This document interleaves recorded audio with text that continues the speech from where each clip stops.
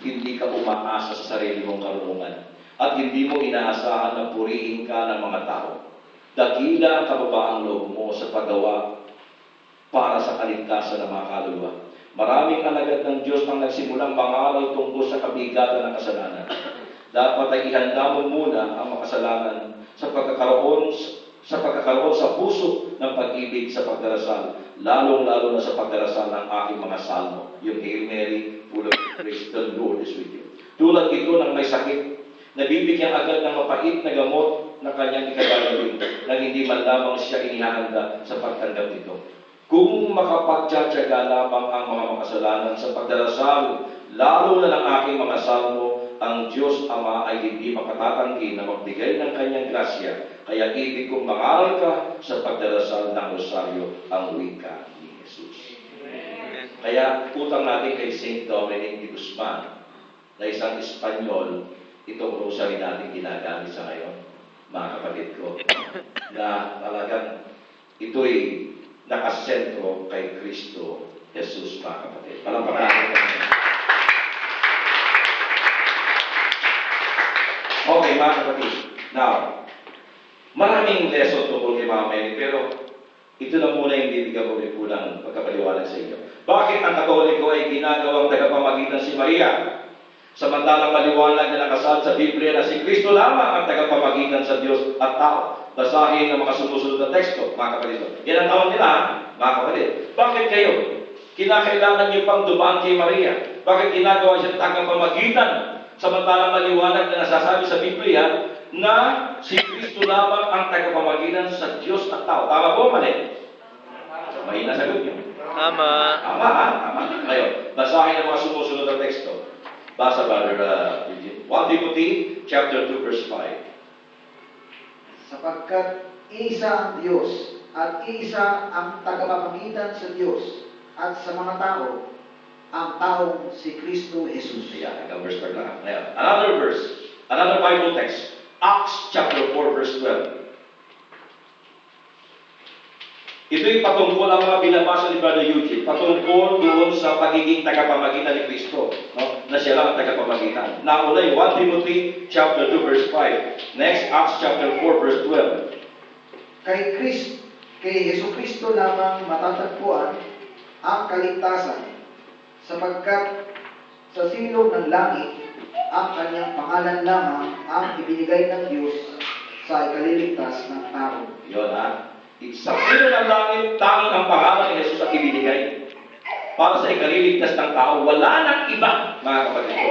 Now, another Bible text, Hebrews chapter 7, verse 25. Hebrews chapter 7, verse 25. Basta. Dahil nga riyan, lubusan niyang may liligtas ang lahat ng lumalapit sa Diyos sa pamamagitan niya, sapagkat siya'y nabubuhay ng pakailanman upang mamagitan para sa kanila. Yan.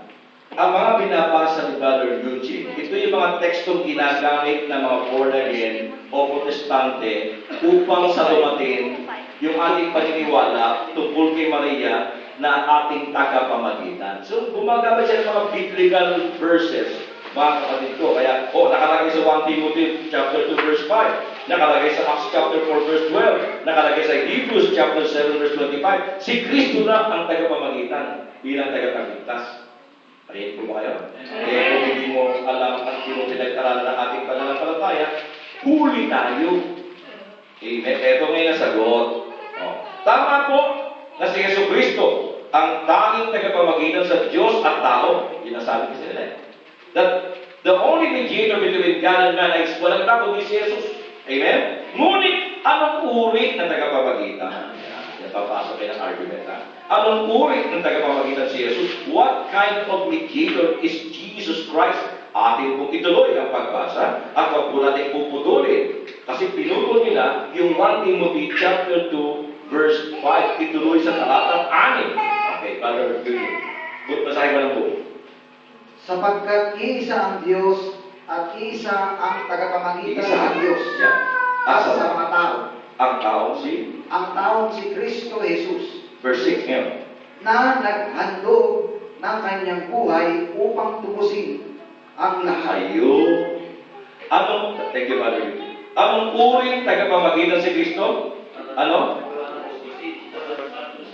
Upang tubusin ang lahat, mga kapatid. Sa English, ang kanyang mediatorship is redemptive mediatorship. Redemptive, pangtubos. Amen. Pag pinag-usapan ang tagapamagitan bilang pangtubos sa kasalanan, talagang walang iba kundi si Kristo lang. When it comes to redemptive mediatorship, wala nang iba kundi si Kristo. Tagapamagitan upang tubusin ang lahat ng tao, walang iba kundi si Kristo Jesus. Now, yung mediatorship at pagiging pamagitan ni Mama Mary ay hindi katulad nung kay Jesus Christ na redemptive. Mary's mediatorship is not redemptive, but only petitionary or impetratory. Spelling ng impetratory ay I-M-P-E-T-R-A-T-O-R-Y. Impetratory, mga kapatid. Ibig sabihin nyo, nagpiplead, sumasamo, nagsusumamo. Yan. Sumasamo, pleading, nakikiusap, nagdarasal, namamagitan. Yun ang kanyang pagiging tagapamagitan. Hindi bilang pantubos, kundi tagapamagitan na petitionary, mga kapatid. At wala kayong mababasa sa Biblia, mga kapatid, na nagsasabi na si Kristo lang ang tanging intercessor or prayer mediator, although He is the greatest one. No? Ito po ang mga intercessors. Ang ibig sabihin ng intercessors, tagapamagitan din. Intercessor, mediator, pare-pareho po yan. No? Sa Biblia, hindi tinuturo ng Biblia, tanging si Kristo lang ang mediator o intercessor, mga kapatid. Marami pa po, katulad dito. Deuteronomy chapter 5, verse 5.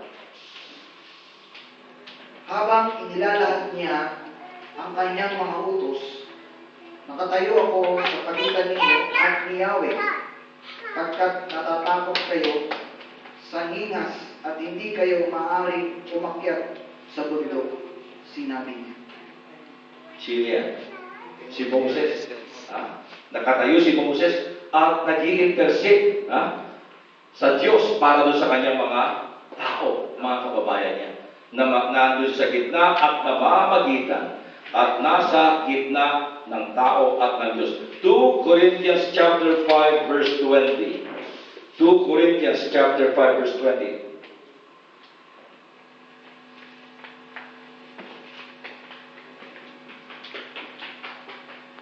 Corinthians chapter 5 verse 20.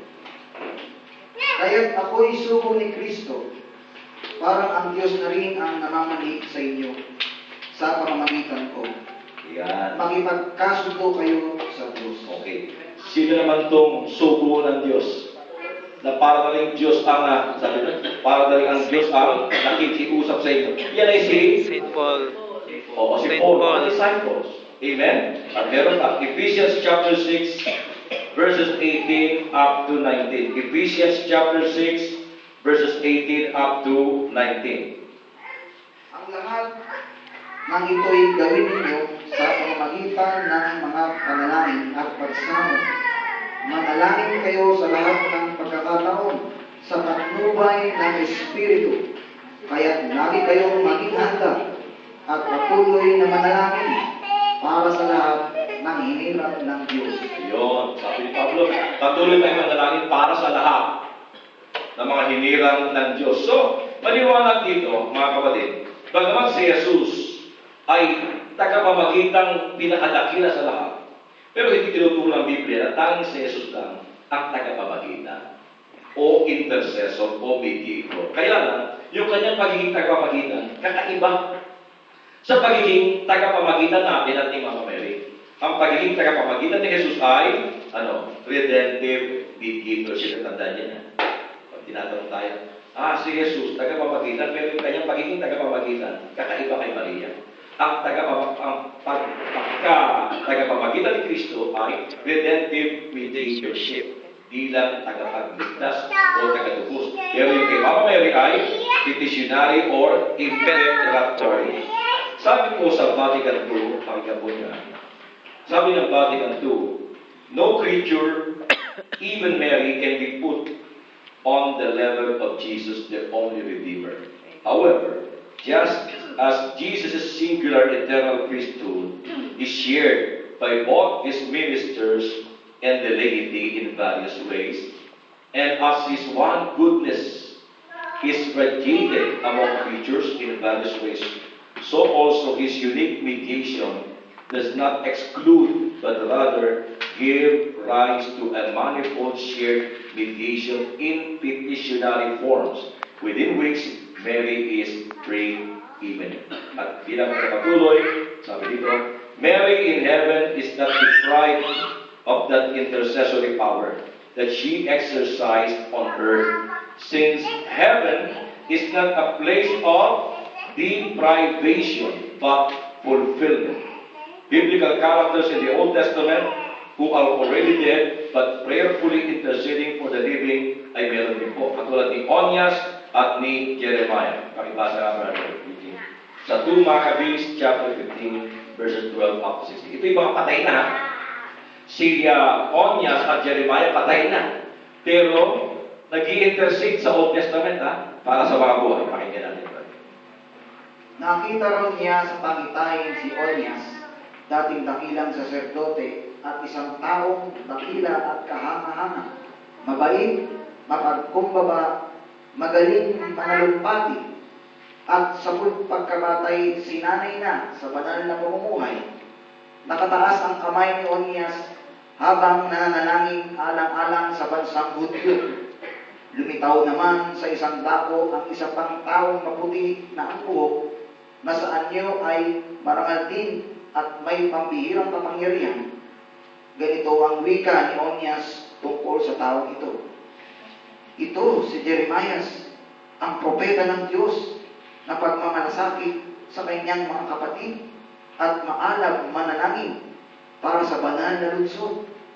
Iniulag ni Jeremias ang kanyang kanang kamay at iniabot kay Judas ang isang espadang ginto, at habang iniaabot iyon ay ganito ang sabi, tanggapin mo ang banal na espadang ito na kaloob ng Diyos. Gamitin mo ito at lipulin mo ang iyong mga kaaway. Yan po mga kapatid. Si Macabeo, siya po yung naging tagapagtanggol ng mga Hudyo laban sa mga kalaban po nila. No? Ito si Macabeo. At ito si Onias at Jeremiah, mga propeta sa Old Testament na patay na. Pero nakita sa pangitain na nagdarasal para sa mga kababayan nilang Hudyo na naghihirap at dinidigma ng mga kalaban. Kaya si Mama Mary, bagamat siya wala na sa ating piling, at nandun sa dako kasama ang Panginoon, hindi na dideprive ang kanilang kapangyarihan magdasal para sa atin. Kung si Onias napatay na at wala na rito, si Jeremiah nakapag-pray pa rin sa kanilang kababayan, lalo higit ang Ina Maria. Sapagkat ang langit ay hindi lugar na nade-deprive ang iyong kakayahan at kapangyarihan. Sapagkat yun ang lugar ng fulfillment. Yun ang katagumpayan. Kaya yung mga ako, yung tatay ko, patay na. Yun ang iniwala ko na bagawan di sila perfect. Pero sa tingin ko naman, mga kapatid ko, na karapat dapat di sila makapasok sa langit. No? At isang kasakaling wala pa sila sa langit, natitiyak ka nang wala sila sa impyerno. Kaya kung wala sa langit, dahil hindi naman talagang puro-puro silang napakalinis, pero natitiyak ko wala sila sa impyerno, kaya kung wala sa langit, natitiyak ko nasa purgatorio. At kung sila nasa purgatorio, alam niyo ba nga nasa purgatorio, mas karapat dapat mag-pray sa atin kaya sa atin. Kasi nasa purgatorio, wala nang tiyasa mapunta ng impyerno. Ang kanilang destination, pagdating ni Kristo, talagang langit na. Kumbaga, ano lang sila, waiting yung passenger. Naghihintay. Eh tayo nandito at buhay, meron pa tayong tiyasa mapunta ng impyerno. Amen?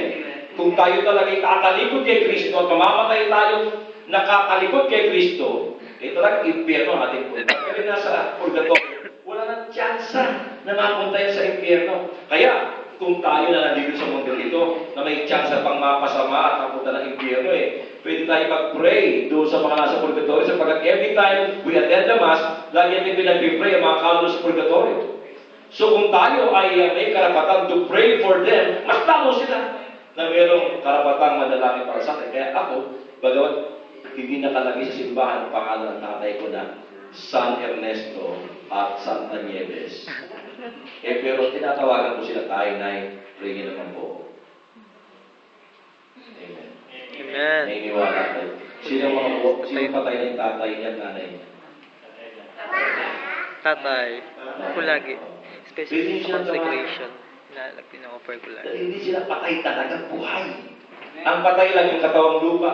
Pero yung kanilang spirit, kaluluwa, buhay sapagkat yun ang galing sa Diyos. Walang kamatayan yun. Amen? At kung sila man ay nasa purgatorio, wala pa sa langit, pwede sila mag-pray para sa atin. Amen? Kaya nakita nyo, di kuha tayo, tinisinya ko dito. Tayong buhay, bagamat hindi pa tayo nakakasiguro sa ating kalagayan. Kasi baka meron magtaksil sa atin sa Panginoon. At mamatay tayong nagmatigas, talagang impyerno tayo. No? Ganun pa man, pinipray natin nasa purgatorio. Pero yung nasa purgatorio na pinipray natin, nagdarasal din yung sayang. Sapagkat yung grasya sa kanila, mas matindi ang grasya sa kanila. Sapagkat abot kamay na nila ang Panginoon. Amen. Kaya lang, hindi sila makapunta pa doon sa langit sapagkat maaaring nung sila'y namatay, pero silang katultok na kasalanan na hindi mortal o binya lamang, na maaaring hindi nila ihingi ng tawan. No? Unfair mo naman silang itapon sa impyerno sapagkat nagsikap sila katulad natin. Hindi naman sila qualified sa langit sapagkat sabi sa Biblia, walang makapapasok sa langit na hindi banal, walang makapapasok sa langit na may katultok na pagkakasala. Kaya sa purgatorio sila dinadalisan. At naghihintay na lang sa second coming ni Kristo Jesus. Kaya nakita yung ganda ng design ng Panginoon, tulungan. Yung nasa langit na mga santo na tagumpay na, nagdarasal sa atin dito sa ating mga nabubuhay dito. At hindi na tayo pinagpipray din, na concerned din yung nasa langit doon sa nasa purgatorio. At tayong buhay, concerned din tayo doon sa nasa purgatorio. Kahit pinagpipray natin, every time we attend the Mass. We are concerned with them, and we pray for them. Yung nasa purgatorio, concerned din sa atin, nagdarasal para sa atin. Ibig sabihin, ang bawat isa, saan ba sila nakalagay? Wala sa Biblia, ang bawat isa, saan ba sila nakalagay? Langit man o purgatorio at nandito sa lupa, lahat ay merong concern sa isa't isa na ayaw nating ni isa ay mapahamak at kapunta sa impyerno. Lalo na yun ang Maria. Wala siya sa purgatorio, ano siya sa langit. Kaya napakalakas ng kanyang intercessory power. We do not pray to Mary, we ask Mary to pray for us. Isa pa yan ang dapat liwanagin. Bakit kayo nagdarasal kay Maria? Oo, hindi kami nagdarasal kay Maria. We ask Mary to pray for us. Amen. Yan ang tamang term, mga kapatid. At tandaan nyo, Mary is the spouse of the Holy Spirit. Ito, binigyan din ng liwanag kay Brother Mike. Si Mary, tao rin na tulad natin. Hindi siya omnipresent, not present everywhere. Hindi. So, paano niya nalalaman yung, diba, tayo din, nag-pray tayo sa kanya. Tapos, yung ating mga masabuhay, nag-pray ito. Paano niya malalaman yun? We ask Mary to pray for us. Paano niya may pag-pray yung ating intention? Paano niya nalalaman yun? Hindi naman siya present dito. Hindi siya present everywhere. O maaaring andito siya, pero it doesn't mean andun siya sa Pilipinas. O, yun ang problema. O, sagot ni Father Mike, maganda.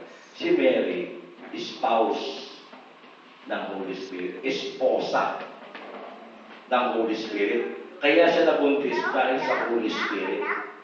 At ang Holy Spirit, esposo ni Mama Mary. At ang Holy Spirit dahil Diyos, present everywhere. So, ang Holy Spirit ang nagpapaalam kay Mama Mary ng ating mga pangailangan. Inspiring Mama Mary. Amen. Tayo ganoon din. Pag nag-i-intercede tayo, nag-i-intercede tayo, mga kapatid ko.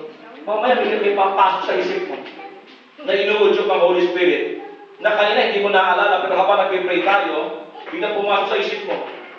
Halimbawa, tao na matagal mo lang hindi nakikita, hindi naaalala, biglang papasok sa isip mo. So para sa iyo, marahil udyok ng Holy Spirit, ipanalangin mo ito.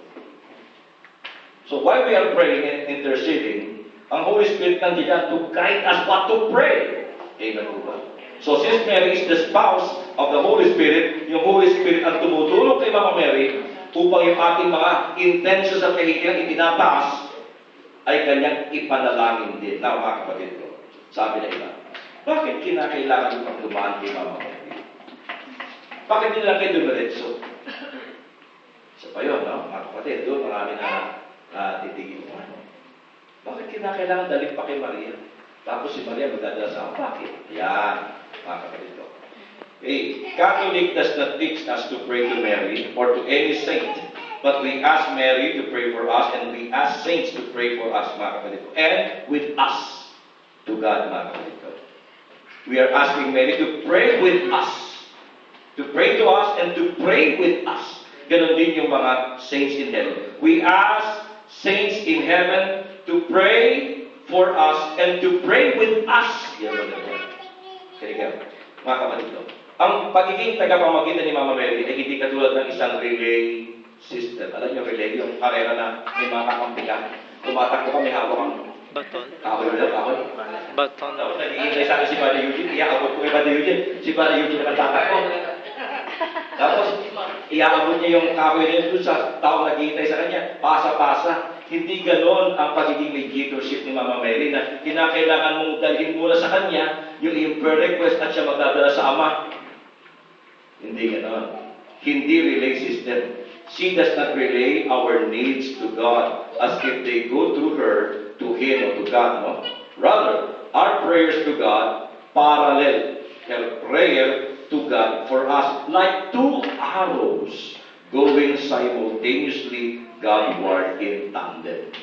Parang katulad niyan, mga kapatid. Halimbawa, i-demonstrate ka natin. Dalawa tayo. Kunyari tayo yun, we archers, kasama. May pana kami. Ayun ang target namin. Dalawang pana na magkakalabay patungo sa isang direksyon sa target. Yung hinihingi ko, yung prayer ko na hinihingi, sasamahan ng prayer ni Maria. Sasabayan patungo sa Diyos. Amen. Amen. Sinasabayan.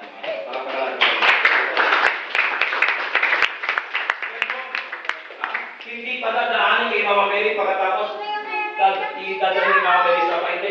Sinasabayan yung ating padalangin ni Mama Mary. Halimbawa kayo nagpunta sa akin.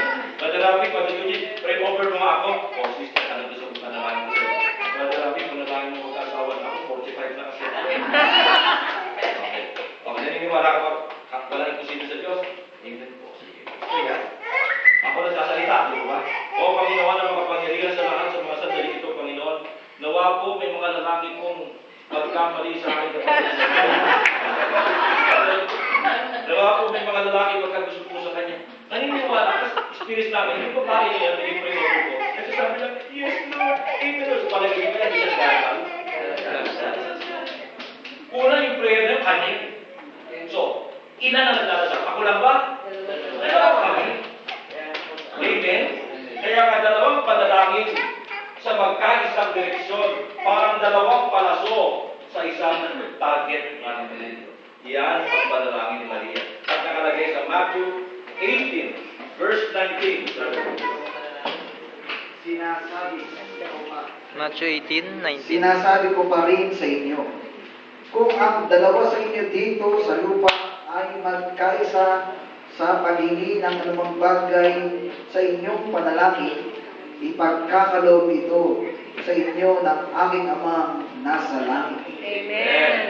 If two of you on earth agree about anything you pray for, it will be done for you by my Father in heaven. Kaya si Mama Mary ang ating prayer partner. Amen. Amen? Siya yung ating prayer partner. So, don't hesitate to ask Mary to pray for us. Always invoke Mama Mary yung kanyang kapangyarihan na mag-pray. Sapagkat yan ang tinisay ang 18:19. Napakalaki ng liwanag ibinigay sa akin ng Genesis 3:15. Dati wala akong devotion kay Mama Mary. Hindi ako nagdarasal ng rosaryo. Hindi na ako marunong ng Hail Mary full of grace sapagkat ako naging born again. Pero nung akin pong mabasa yung Genesis 3:15, matapos magkasala si Eva at Adan, sinabi ng Diyos kay Adan, Adan mula ngayon sa pawis mong gagaling kakain mo. Ikaw ng babae, maghihirap ka sa panganak. O ikaw, Ahas, Lucifer. Tumakabis. Mula ngayon ang pangalan mo, Satanas. Pinalitan. Chapter 1. At tandaan mo, Satanas, ang babae at ang kanyang supling, lagi kayong maglalaban, at siya ang dudulog sa ulo mong iyan. Genesis 3:15. Wala pang katao-tao sa mundo. Hindi ba pinapanganak ang mga lelong at lelang ni Mama Mary? Nasa isip na ng Diyos ang babae ito na magdadala sa kanyang anak na si Jesus bilang tagapagligtas. Sino ang babae? Mama Mary. Kaya in the Old Testament, in the Genesis, andun eh. Kaya I am deeply convinced ngayon na malaki ang papel ni Maria para sa kapayapaan ng mundo sapagkat siya'y katulong ng ating Panginoong Jesucristo. So huwag natin i-deprive yung ating sarili sa biyaya ito na binigay ng Panginoon. Ibinibigay niya ang kanyang anak, ang kanyang ina sa atin. Woman, behold your son. Son, behold your mother. Yung word sa tugtog ng Kalbaryo, ipagkakabilin. Anak, ang iyong ina. Masdan mo ang iyong ina. Ina, babae, masdan mo ang iyong anak. Ibinibigay sa atin. Amen. Ako, feel ko ngayon talaga yung devotion sa kanya. Sapagkat, alam nyo, nakakatulong din yung meron kang ina, nanay. At ang nanay ko, bagawa din ang perfect. Pero sabi ko talagang naramdaman ko yung pamamahay niya. Although nung ako'y napargada, unti-unti akong naligaw na landas, nasaktan ko yung mga magulang ko. Pero bumawi naman ako. Nakita nila na hindi bigo ang kanilang dasal. Sa mahabang panahon na ako'y nagkalulukot, nagkawit-awit ng buhay, bago siya namatay, bago namatay mga magulang mo, nakita na kanilang mga mata ang pagbagong buhay. Amen. At yung mga magulang ko, mabait na mga magulang. At dahil may magulang ako, meron akong ina, feel ko ang motherhood ni Mama Mary. Amen. Amen. Pero kung sakasakali ang ina ninyo, kung meron tayong nanay na hindi kaibigan, hindi isang naging mabuting ina, tatawarin natin sila. At let's pray na sila'y makasama ng Panginoon sa kalangitan. At wala man tayong naging inang mabuti, meron naman tayong isang ina na binigay sa atin ng Panginoon, ang mahal na inang Maria.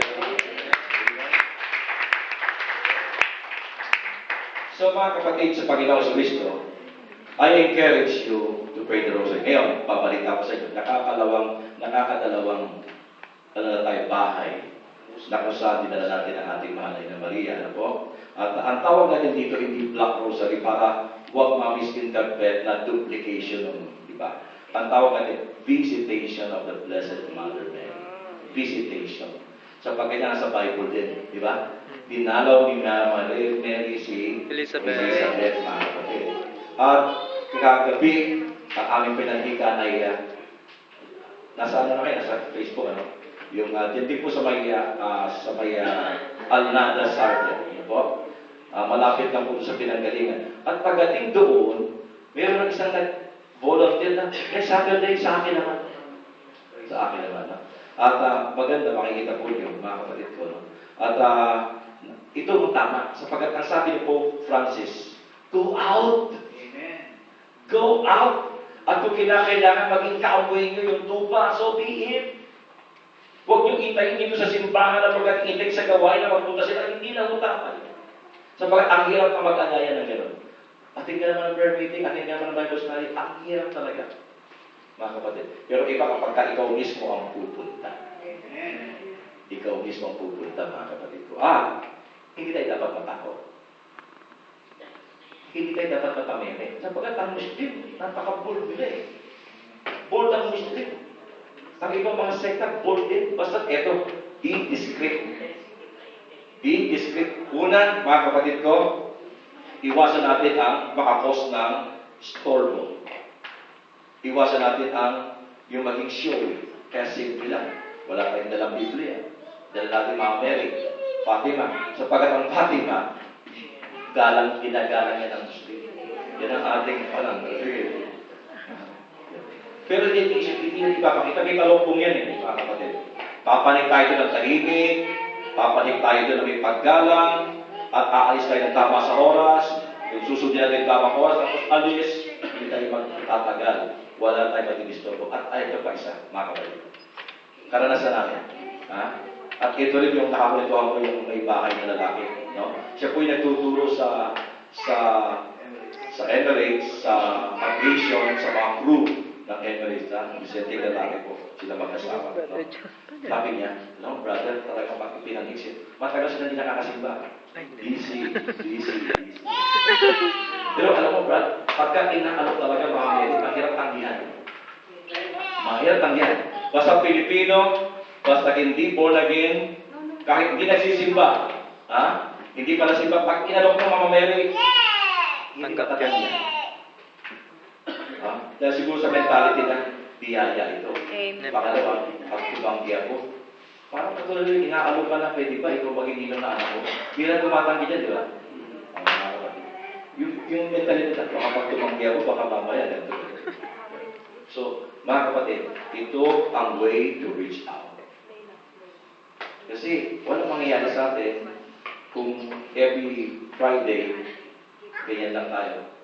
Kasi darating yung time, mga kapatid ko na, yung iba dyan siguro, hihigpit na yung oras, so we have to reach them out. Papanigin natin sa so be bold, mga kapatid. Yung iba, pinapatay sa pananampalataya. Ginigilan ng liig. Yung tayo, nasa bansa tayo, hindi naman tayo ginagano.